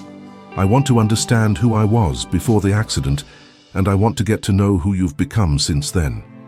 Sarah closed her eyes and felt 14 years of tension finally release from her shoulders. "Are you sure?" "I'm sure," Elena said, and Sarah could hear the "I do" determination in her voice that had always been Elena's defining characteristic. "But I have conditions." "Name them." "First, we take this slowly. I don't want to be overwhelmed with too much information at once. Second, I want to meet in neutral places at first, not at my home or yours. And third, I want to understand what happened to me, who hurt me, how I ended up in that hospital, why no one ever found me for 14 years. Sarah felt her heart race. "Eleanor, we're still investigating what happened. It might be dangerous to dig too deeply into—" "My name is Jane," Elena interrupted gently but firmly. "I know that's hard for you, but Elena is someone I can't remember being. Jane is who I am now, and if we're going to build any kind of relationship, it has to start with accepting that." Sarah swallowed her disappointment and nodded, even though Elena couldn't see her through the phone. "You're right. I'm sorry, Jane, and yes, we can definitely work on finding out what happened to you." "Good," Elena said, her voice warming slightly. "There's something else. I want Alexander involved in this process. I know that probably seems strange given what you've told me about our history, but I have this feeling that understanding my relationship with him is key to understanding who I used to be. Sarah glanced across Alexander's office, where he was pretending to read emails, while obviously listening to every word of her conversation. He's right here, actually. We've been working together to find you. Do you want to talk to him? There was a pause, and Sarah could hear Elena taking a deep breath. Yes, put him on. Sarah handed the phone to Alexander, who took it with hands that were visibly shaking. Hello, Elena. I mean, Jane. Alexander. Elena's voice was carefully neutral. I need to ask you something, and I need you to be completely honest with me. Of course. Are you helping Sarah find answers about what happened to me because you genuinely care about her well-being, or because you're hoping this will give you a second chance with a woman who doesn't remember why she should hate you? The directness of the question hit Alexander like a physical blow. Sarah watched his face cycle through several emotions before settling on something that looked like resigned acceptance. Both, he said quietly. I won't lie to you about that. I've regretted losing you every single day for 22 years. And part of me hopes that if you can't remember the mistakes I made, we might be able to start over. But Jane, even if that never happens, even if you remember everything and decide you never want to see me again, I still want to help you and Sarah find the truth. You both deserve answers regardless of how I fit into the picture. Sarah found herself impressed by his honesty. A more manipulative man would have claimed purely altruistic motives. Eleanor was quiet for a long moment. Thank you for being honest, she said finally. That kind of transparency makes me more inclined to trust you, even if I can't remember why I should or shouldn't. Jane, Alexander said, I want you to know that if working with me becomes uncomfortable for you at any point, I'll step back. Sarah's relationship with you is more important than my need for forgiveness or second chances. I appreciate that, Elena said. Now let's talk about logistics. I have Saturdays off. From the library, can you both come to Seabrook this Saturday? There's a cafe near the water where we can sit and talk without being interrupted. Sarah felt a flutter of nervous excitement. What time? 10 a.m. It's called the Harborview Cafe, right on Main Street. You can't miss it. After they hung up, Sarah and Alexander sat in silence for several minutes, both processing the conversation and what it meant for their next steps. She's different from the Elena I remember, Alexander said finally. Stronger maybe, more direct. Trauma changes people, Sarah said. Even when they can't remember the trauma itself, it leaves marks on who they become. Do you think she'll ever remember our past relationship? Sarah studied Alexander's face, seeing the hope and fear warring in his expression. I don't know. But Alexander, even if she does remember, the Eleanor you knew doesn't exist anymore. Jane Collins is a different person, shaped by different experiences. If you're hoping to recapture what you lost 22 years ago, you're setting yourself up for disappointment. Alexander nodded slowly. I'm beginning to understand that. The question is whether I can love the person she is now, not just the person she used to be. Can you? Alexander thought about Jane's directness, her strength, the way she had handled their shocking revelation with grace and careful consideration. I think so, he said. She's still Elena in all the ways that mattered most. Her intelligence, her integrity, her ability to see straight through to the heart of things. The rest? Maybe the rest was never as important as I thought it was. Saturday morning dawned grey and drizzly, with the kind of persistent coastal mist that made everything look soft and uncertain around the edges. Sarah stood in front of her closet for 20 minutes, trying to decide what to wear to have coffee with the mother who didn't remember her. She finally settled on jeans and a soft green sweater that Elena had always said brought out her eyes, then immediately questioned whether it was manipulative to wear something that might trigger positive memories. Alexander picked her up at 8:30, looking uncharacteristically nervous in casual clothes that probably cost more than Sarah's monthly rent, but somehow made him seem more approachable. How are you feeling? He asked as they drove toward Seabrook. Terrified, Sarah admitted. What if this is a mistake? What if forcing her to confront her past makes her worse instead of better? Then we'll deal with that together, Alexander said. But Sarah, I've been thinking about what Detective Chen said about Jane being well-adjusted and happy in her current life. That suggests she's psychologically resilient enough to handle learning about her past, especially if we're careful about how we approach it. They found parking near the harbor and walked to the Harbor View Cafe, a charming little place with weathered shingles and windows that looked out over the water. Elena was already there, sitting at a corner table with a cup of coffee and what looked like a notebook. She looked up as they approached, and Sarah was struck again by how much her mother had changed. Eleanor had always been beautiful, but Jane had a serenity that Eleanor had never possessed, as if losing her memories had also freed her from the anxieties and fears that had shaped her earlier life. "Thank you for coming," Eleanor said as they sat down. "I hope you don't mind, but I've been making notes about things I want to ask you." "Of course," Sarah said. "Ask us anything." Eleanor opened the notebook, and Sarah could see pages covered with neat handwriting. "I've been trying to piece together what you told me about my life before the accident, and there are some gaps I need help filling in." She looked at Alexander first. "You said our relationship ended badly, but you were vague about the details. If I'm going to understand who I was, I need to know specifically what happened between us." Alexander had clearly been dreading this question, but he answered without hesitation. "I asked you to change fundamental things about who you were in order to fit into my world. When you refused, I gave you an ultimatum: marry me on my terms or leave. You chose to leave." Elena made notes as he spoke. "What kind of changes did you ask me to make?" "How I dressed, how I spoke to my business associates, which friends I spent time with. I told myself I was helping you fit in, but really I was asking you to become someone else entirely." "And I was pregnant at the time?" 6 months pregnant with Sarah." Elena turned to Sarah. "So you were born after I left Alexander?" "Yes," Sarah said quietly. "You raised me alone until I was 8. "Tell me about that time," Elena said, her pen poised over the notebook. "What was I like as a mother?" Sarah felt. Tears prick at the corners of her eyes. "You were amazing. You worked multiple jobs to support us, but you always made time for stories and games and adventures. You taught me to be strong and independent, but also to be kind and compassionate. What kinds of things did we do together? You took me to the library every Saturday morning, and we would check out huge stacks of books and spend the afternoon reading together. You taught me to cook your grandmother's recipes. We had movie nights every Friday with popcorn and hot chocolate. You sang me to sleep with Spanish lullabies." Elena was writing furiously, and Sarah could see tears in her eyes. "I don't remember any of that, but it sounds wonderful. It sounds like the kind of mother I would want to be." "You were exactly the kind of mother every child deserves," Sarah said. "You made our little apartment feel like the safest place in the world." "Tell me about the day I disappeared," Elena said quietly. Sarah took a shaky breath. "It was a Tuesday morning in October. You dropped me off at school just like always, but you seemed distracted.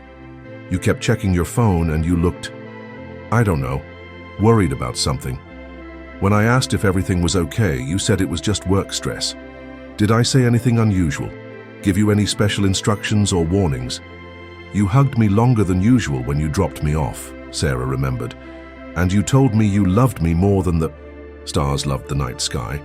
But you said that a lot, so I didn't think anything of it at the time." Eleanor wrote this down, then looked up at Alexander. "Detective Chen mentioned that some of your family members or business associates might have had reasons to want me out of your life. Can you be more specific about that?" Alexander's jaw tightened. "My father was old-fashioned in the worst ways. He believed in maintaining what he called appropriate social boundaries. The idea of his son marrying a woman with no family money or social connections was unacceptable to him. Unacceptable enough to take action against me." "I don't know," Alexander said honestly. "I want to say no. But the truth is, my father was capable of almost anything when it came to protecting what he saw as the family reputation." Elena made more notes. "Who else?" "Several of my business partners had similar attitudes. There was also—" Alexander hesitated. "What?" Elena pressed. "There was a woman named Victoria Ashford who had expected to marry me herself. Her family and mine had been close for generations, and she didn't handle it well when I chose you instead." Sarah leaned forward. What kind of person was she? Vindictive, Alexander said bluntly. She was used to getting what she wanted, and she didn't accept rejection gracefully. She made several comments about needing to deal with the Elena problem that I didn't take seriously at the time. Elena's pen had stopped moving. You think this Victoria woman might have hurt me? I think it's possible, Alexander said carefully. But I have no proof, and most of the people who might have been involved are dead now. Tell me about Victoria, Elena said. Is she still alive? Alexander nodded reluctantly. She married someone else eventually, but she's still part of the same social circle. Victoria Ashford Whitman now. Eleanor closed her notebook and sat back in her chair, clearly, processing everything they had told her. There's something I need to tell you both, she said finally. Something I haven't mentioned before. Sarah felt her stomach clench. What? I've been having dreams lately, ever since you first came to the library. Not just the usual dreams about a little girl, but more specific ones. Dreams about being in a car with someone I didn't trust. Dreams about being afraid and trying to get away from something. Alexander and Sarah exchanged worried glances. Have you had dreams like this before? Sarah asked. Never, Eleanor said. It's like talking to you both has awakened something that was sleeping in my mind. I'm starting to remember fragments, but they don't make sense yet. Jane, if these memories are causing you distress, we can stop, Alexander said immediately. We don't have to pursue this investigation if it's going to hurt you. Elena shook her head firmly. I need to know what happened to me. I need to understand why I lost 14 years of my life and why my daughter grew up thinking I had abandoned her. The dreams are frightening, but they might be the key to finding the truth. She opened her notebook again and turned to a fresh page. I want to meet this Victoria woman, she said. Sarah's heart skipped. Jane, that could be dangerous.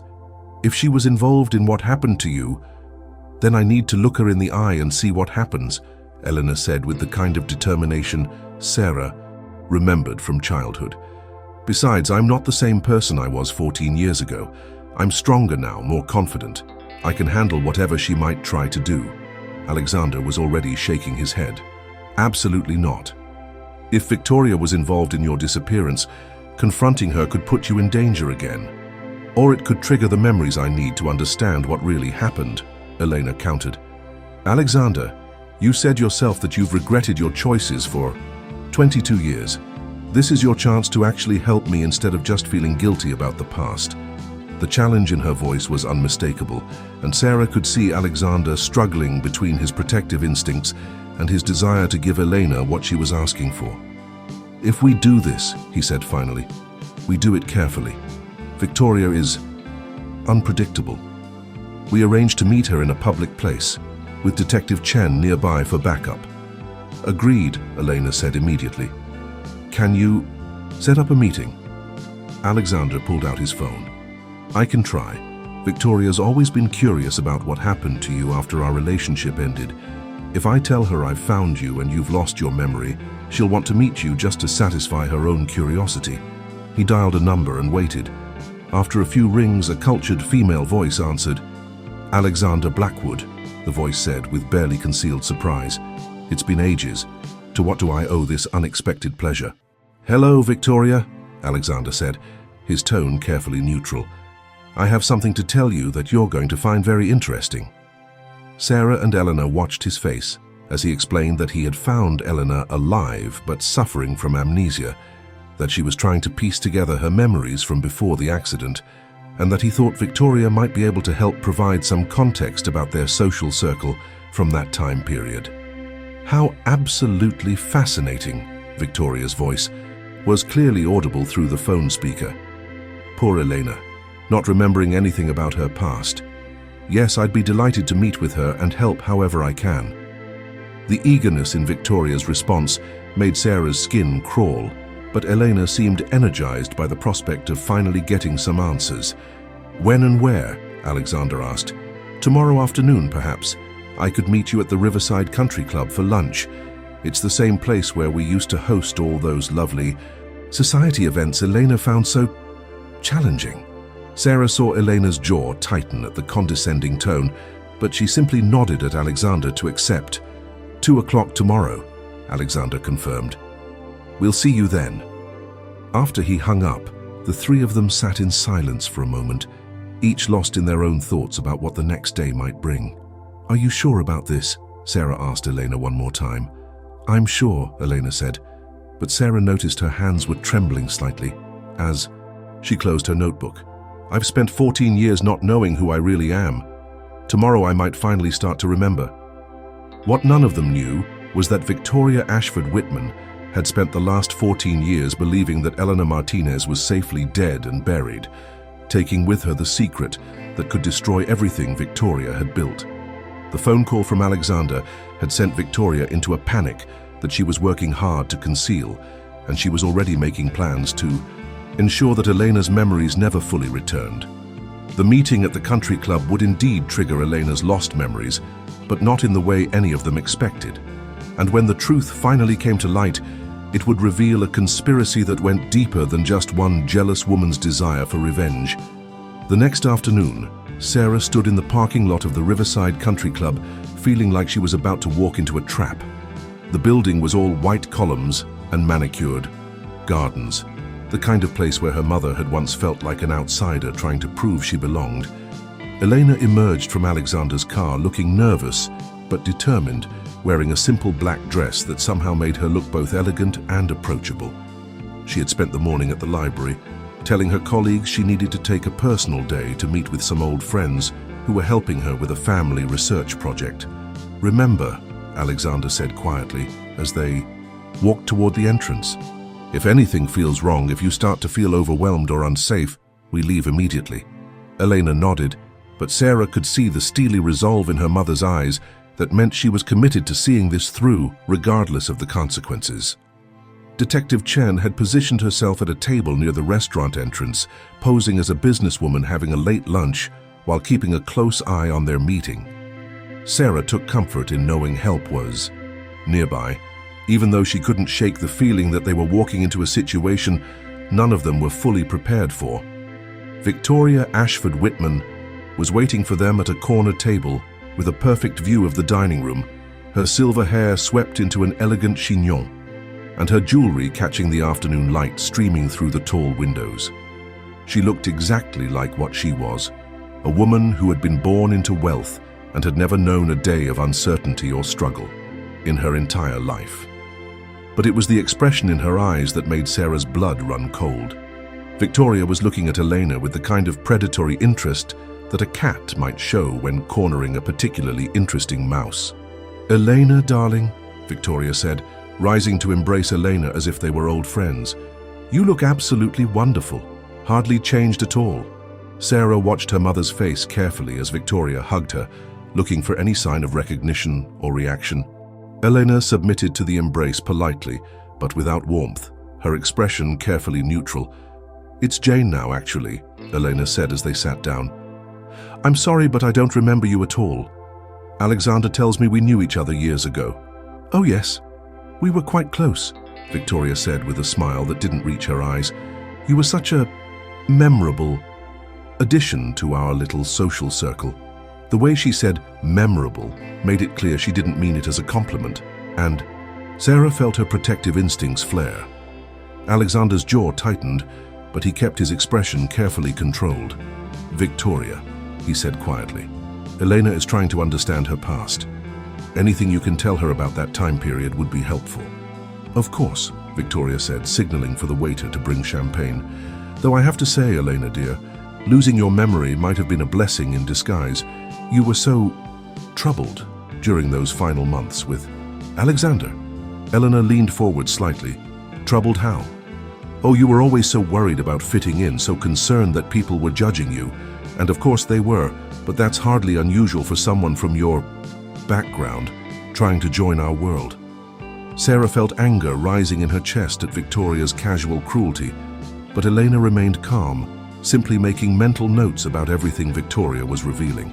"Alexander mentioned that our relationship ended badly," Elena said. "What was your perspective on what happened?" Victoria's eyes glittered with malicious pleasure.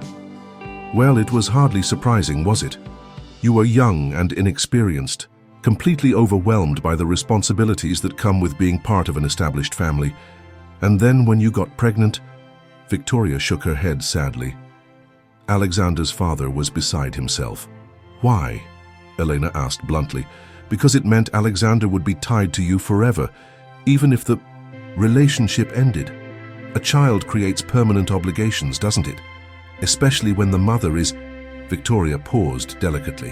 When the mother is what?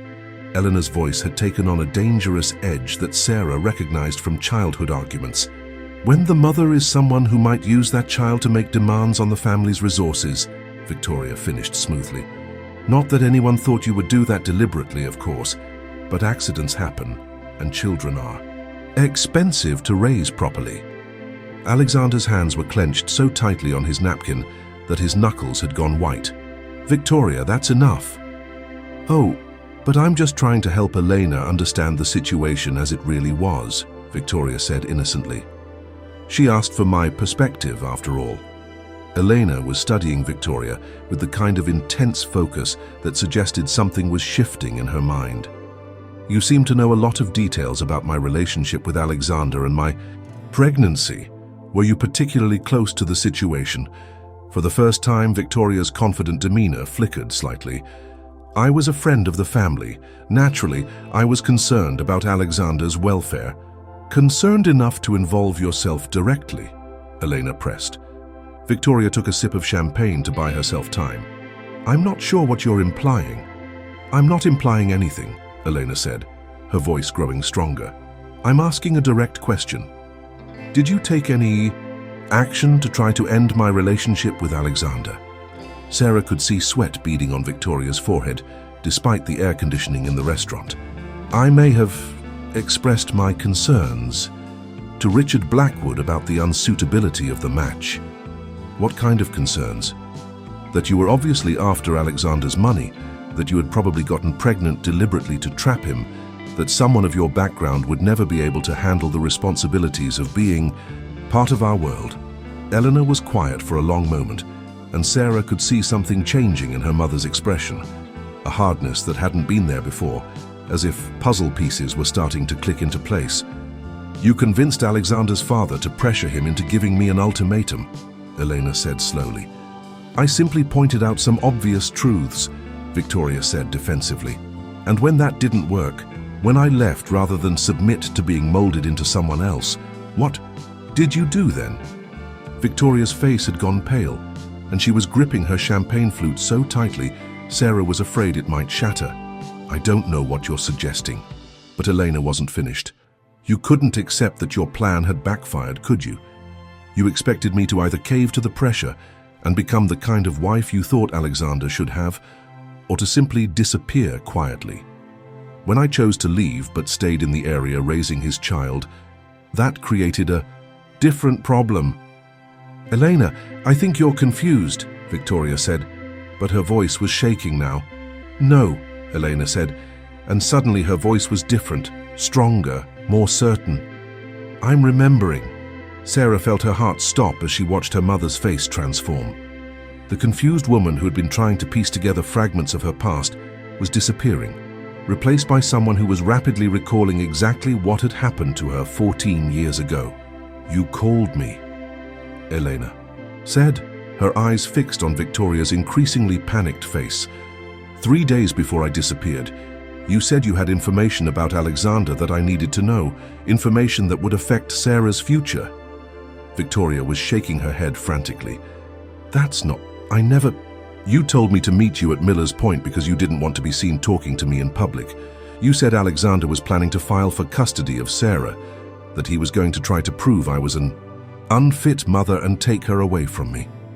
Alexander was staring at Elena in shock. Elena, I would never have done that. I know that now, Elena said, not taking her eyes off Victoria. But I believed her then. I was terrified that I was going to lose my daughter, so I agreed to meet her. Sarah could barely breathe as she listened to her mother recounting the day that had destroyed their family. You were waiting for me in the parking area, Elena continued, her voice growing stronger with each recovered memory.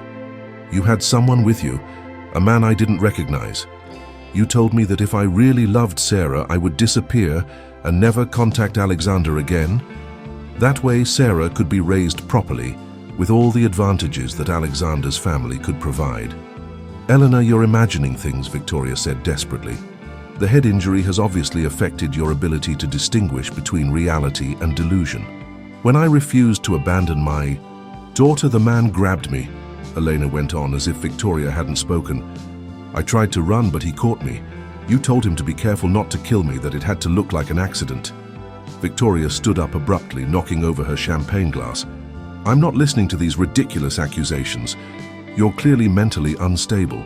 But Elena stood as well, and Sarah could see her mother fully inhabiting her recovered memories now. He hit me with something. A tire iron, maybe. I remember falling, hitting my head on the rocks. The last thing I remember before waking up in the hospital was you standing over me, checking to make sure I was still breathing. The restaurant had gone quiet around them, other diners sensing the drama unfolding at their table. Sarah saw Detective Chen moving closer, her hand already reaching for her phone. You're insane, Victoria hissed. Even if any of that were true, which it isn't, you can't prove it. It's the word of a brain-damaged woman against mine. Actually, said a new voice behind them, we can prove quite a lot. They all turned to see Detective Chen standing beside their table, no longer pretending to be a casual diner. She had her badge out and was recording the conversation on her phone. Victoria Ashford Whitman, you're under arrest for conspiracy to commit assault and kidnapping, Chen said calmly. You have the right to remain silent. Victoria's face went through a series of expressions: shock, denial, calculation, and finally resignation. You can't prove anything, she said, but the fight had gone out of her voice. Actually, we can, Chen said, signaling for backup officers who had been waiting outside. Your phone records from 14 years ago show multiple calls to Elena Martinez in the days before her disappearance. We also found the man you hired, Frank Morrison, and he's been very cooperative about explaining his role in exchange for a reduced sentence. Sarah watched in amazement as Victoria was handcuffed and led away, still protesting her innocence to anyone who would listen. The woman who had destroyed her family out of jealousy and spite was finally being held accountable for her actions. Eleanor sank back into her chair, looking drained but somehow more complete than she had since Sarah had first found her at the library. I remember everything now, she said quietly, not just about that day, but about my whole life before the accident. I remember you, Sarah, and how much I loved being your mother. I remember our Saturday library trips and our Friday movie nights. I remember Alexander, and how much I loved him before everything went wrong. She looked across the table at Alexander, who was staring at her with an expression of wonder and regret. I remember the good times we had, and I remember why I had to leave. Elena, Alexander said softly, I'm so sorry. If I had been stronger, if I had chosen you over my family's approval, none of this would have happened. Elena studied his face for a long moment. You're right, it wouldn't have. But Alexander, I'm not the same person I was 22 years ago. I'm not even the same person I was an hour ago before I remembered. I'm someone new now, shaped by both my old life and my new one. Sarah reached across the table and took her mother's hand. What does that mean for us? Elena squeezed her daughter's fingers, and Sarah felt the familiar comfort of her mother's touch, combined with the strength of the woman Jane had become. It means we figure out how to build a relationship that honors both who we were and who we are now, Eleanor said. I can't go back to being the woman who raised you for 8 years, but I don't want to stay the stranger who doesn't remember loving you either. She turned to Alexander. And as for you, I remember loving you deeply, but I also remember why that love wasn't enough to overcome the fundamental problems in our relationship. If you want any kind of future with me, it has to be built on who we both are today, not who we were 22 years ago. Alexander nodded slowly. I understand. And Elena, I want you to know that I spent the last 2 decades learning to be the man I should have been when we were together. I'll spend the rest of my life proving that to you, if you'll let me. Elena smiled, and Sarah could see both the mother she remembered and the strong woman Jane had become reflected in that expression. We'll see, Elena said. But right now I think I'd like to go home to Seabrook and process everything that's happened. Sarah, would you like to come with me? I'd like to show you the life I've built, and I'd like to hear about the life you've built without me. Sarah felt tears of joy streaming down her face. I'd love that more than anything. As they left the country club together, Sarah realized that the search that had defined her entire adult life was finally over. She had found her mother, not as the Eleanor she remembered, but as someone better, a woman who had survived devastating trauma and emerged stronger, who had lost her memories but found herself, who was ready to build new relationships based on choice rather than obligation. The ring that had started this journey was still on Alexander's finger, but Sarah understood now that it represented more than just lost love.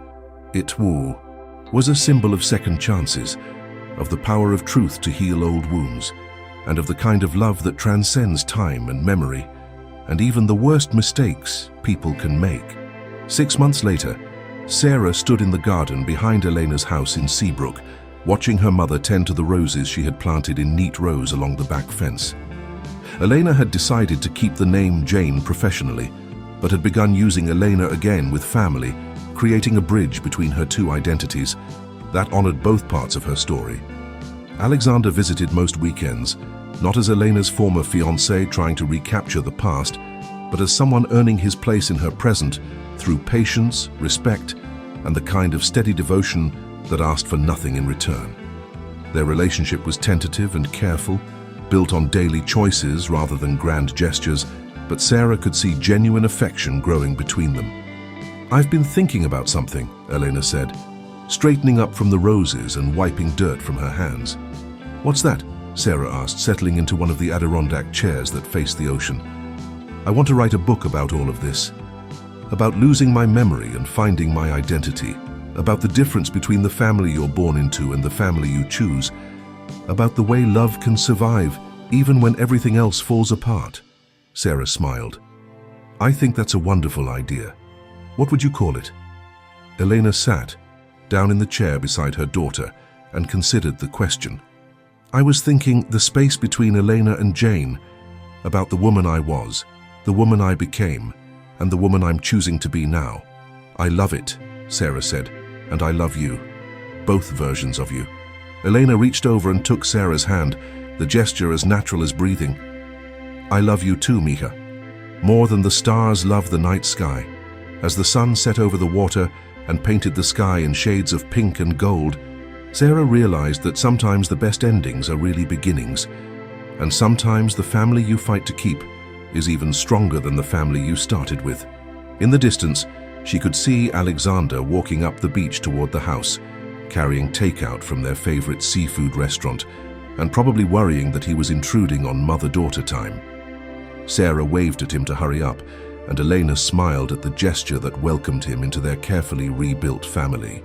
The ring on his finger caught the last rays of sunlight, and Sarah thought about all the stories it could tell, about love lost and found, about mistakes that led to miracles, about the way some circles take decades to close but are more beautiful for the long journey home.